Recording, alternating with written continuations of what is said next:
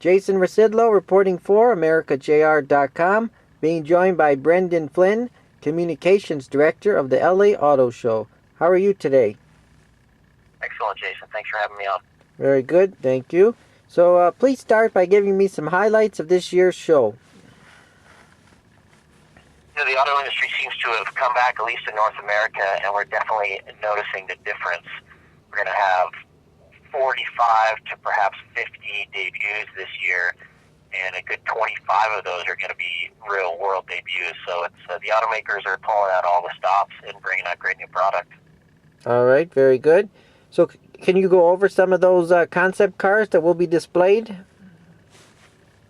Yeah, I mean, really the story this year is of course, LA always has a lot of concept cars, and we'll have some that we've seen in other places around the world, like the Acura NSX and the Lexus LFCC. But really, we're going to see production car debuts. Acura has a new RLX. Fiat's going to be coming out with 3. They have the new 500L, and then the electric 500, the 500E, and then they're coming out with the Cabriolet. And we always get a lot of luxury cars in LA as well, so we're going to see the Jaguars rolling out the F-Type. They also have another world debut they've yet to announce. Range Rover has the next generation, or Land Rover has their next generation Range Rover. So we're going to see, I expect to see a lot more debuts. Bentley has a big debut. Kia has a couple of debuts, one being the Forte sedan. Mazda's coming out with their new Mazda 6, which is a really important vehicle for them. Of course, the Volkswagen Beetle convertible. So we got quite a list. Okay. I heard that General Motors is going to be releasing 13 new or redesigned models. Have you heard how many of those will be revealed at the LA Auto Show? General Motors will have at least 2 debuts that I know of now, perhaps a third in LA. Now, I've heard a lot about autonomous vehicles, from Google and some of the other companies. Can we expect to see some of those at the show? The convergence of technology and the automobile is a huge story for the industry, and LA being a hub of technology, we're seeing really some interest in that area.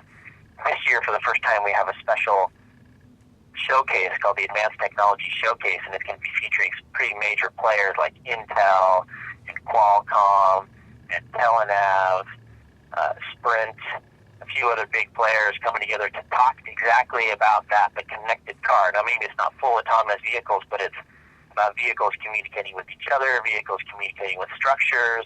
And so I think the future of the automobile and autonomous driving is coming much faster than some people anticipated. I think the state of California can just pass some legislation allowing for more access of autonomous vehicles on public roadways. So that's going to be a huge story, and I think it's pretty exciting. Yeah, I heard about that. So please discuss the Designers Night activities.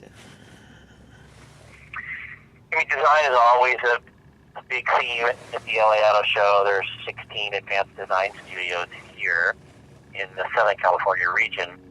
And so it's really the biggest gathering of design industry professionals. We'll probably have 12 to 1,500 design industry professionals on press days.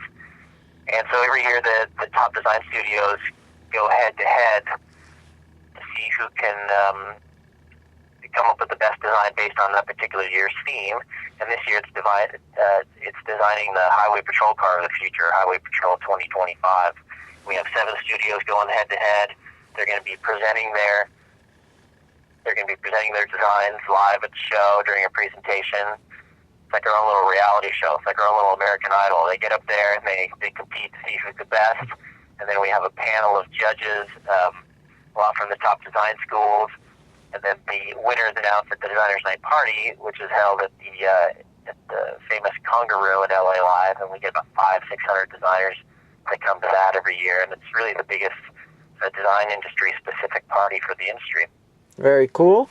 So what are some of the vehicles that will be participating in the Ride and Drive?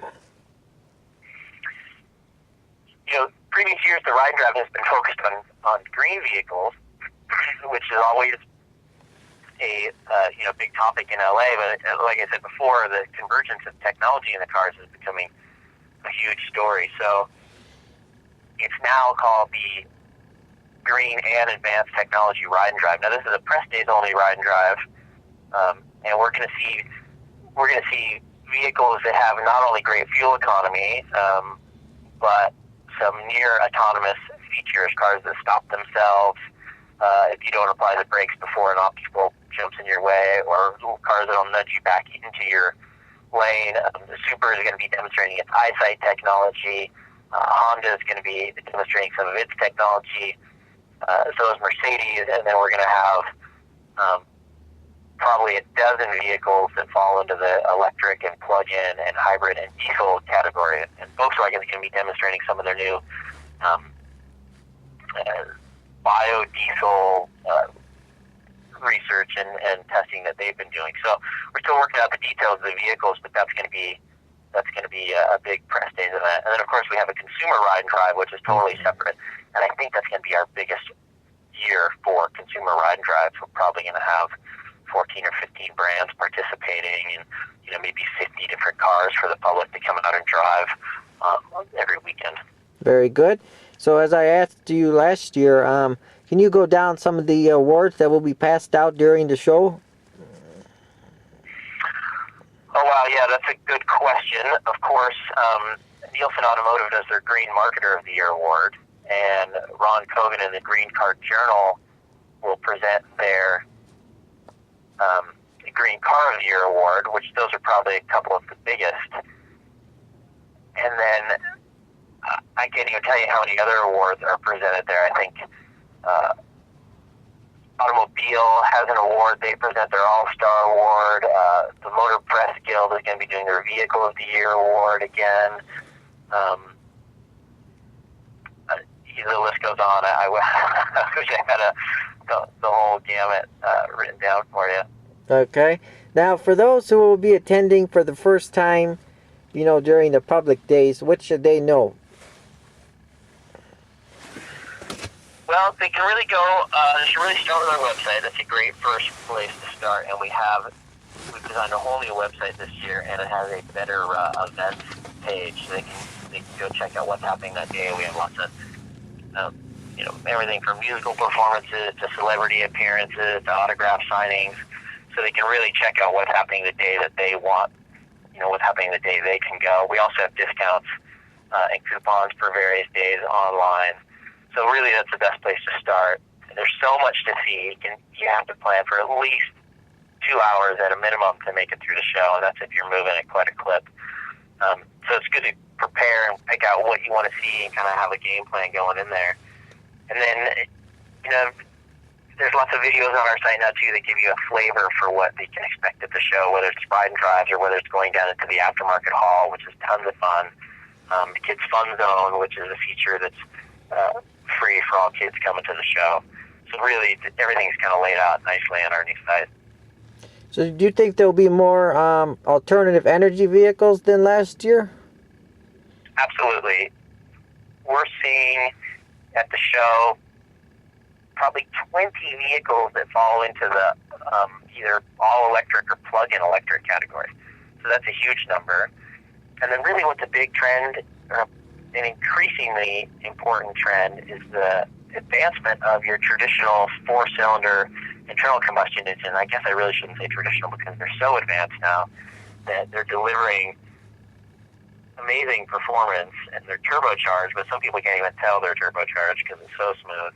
And so we're really seeing tons of vehicles that are achieving over 40 miles per gallon with these new advanced four cylinders. And then diesel is another story that's really taking off this year.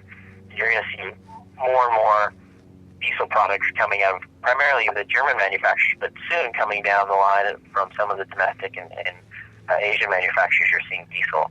I think 20% of the Porsche Cayenne sales, for example, are diesel, and a huge percentage of a lot of Volkswagen's sport wagons, all their TDI products, a big percentage of their sales. So that's another exciting story for the U.S. market. Okay. And could you talk about the aftermarket section of the show? Yeah, the aftermarket is always an amazing section of the show to visit because you never know what to expect down there. But of course, we always have great displays from Galpin Auto Sports, and they're the largest Ford dealership in the world, but they also have their Galpin Auto Sports, which is their aftermarket area, their customization area. So they always come out with some really wild concepts. And then we have some of the top tuners in the luxury and exotic category, like Platinum. They always have some amazing, super high dollar vehicles down there that they've tuned. And of course, Dub is always down there with its custom cars. So it's always a learning experience for me every time I go down there. Okay. Now, the city of Los Angeles has given the green light for Farmers Field. How's that going to affect the auto show? To be honest, just don't really know. According to the plan, it should all be positive. If in fact it goes through, and if in fact there's a team that comes to LA, then they would significantly upgrade the convention center, and they would do it in a way where they would first add on to the South Hall and then open that up before they demolished the West Hall. So it shouldn't impact the exhibit area. It should only improve it. There might be some difficulties for the guys that have to move the stuff in and drive the big trucks onto the loading dock, but for the manufacturers and for the exhibitors and the consumers, they shouldn't really notice anything other than a really cool new facility being built. And probably, that could happen by next year, you think, or is it still a few more years? I don't think so. I think it's probably a few years away. It's been approved by the city, but AEG is selling the entire company, so they have to find a new buyer, and then they still need to lock in an NFL team. All right. Any other comments you would like to talk about before we wrap it up here? No, I think it's. I think people are going to feel the energy at this year's show. There's a lot of optimism and excitement about the North American market and auto sales in North America, and I think you're going to be able to feel that energy at the show with the debuts and the exhibit properties and the theatrics of the debuts on press days and the giveaways and the promotions happening on public days. So I think it's going to be a great year for the LA Auto Show and North American car sales. Very good. All right. Thanks so much for calling, and we look forward to the show. Yeah, it was good talking to you. Thank you. You know it. Yep. Copyright 2012, AmericaJR.com, Los Angeles, California.